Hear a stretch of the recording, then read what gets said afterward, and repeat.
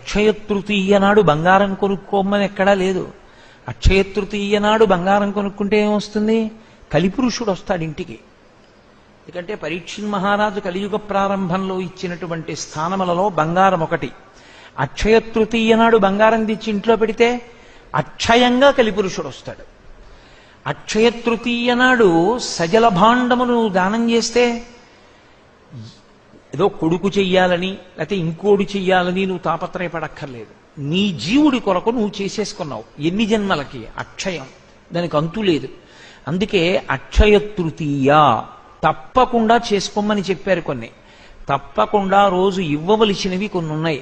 చక్కగా తన భార్య తీసిన చందనాన్ని ఆ ఎవరు దానం పుచ్చుకుంటున్నారో ఆయన యొక్క శరీరమునకు అలదుతారు.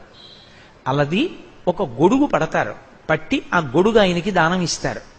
ఆయనకి చెప్పులు తీసుకొచ్చి ఆ చెప్పులు ఆయనకి దానం ఇవ్వాలి.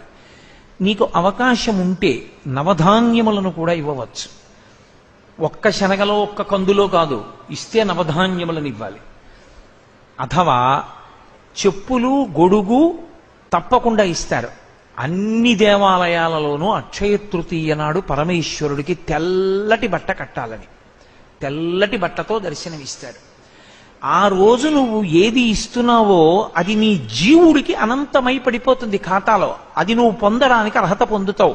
అక్షయ తృతీయ నాడు నీటి కుండ దానం చేసుకోలేకపోతే వాడిని వాడు పాడు చేసుకున్నంత దరిద్రుడు లోకంలో ఇంకొకడు ఉండడు. ఒక నీటి కుండ అక్షయ తృతీయ నాడు ఇవ్వలేకపోతే ఇక వాడిని ఎవరు ఉద్ధరిస్తారు? ఎవరు ఉద్ధరించగలిగిన వాళ్ళు ఉండరు.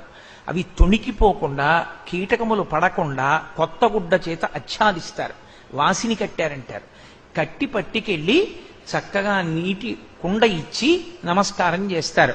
ఇది అక్షయ తృతీయ నాడు చేయవలసిన పని. అంతేగాని అక్షయ తృతీయ నాడు బంగారం కొనుక్కోండి అని చెప్పనూకూడదు. అక్షయ తృతీయ నాడు బంగారం కొనుక్కోనూకూడదు.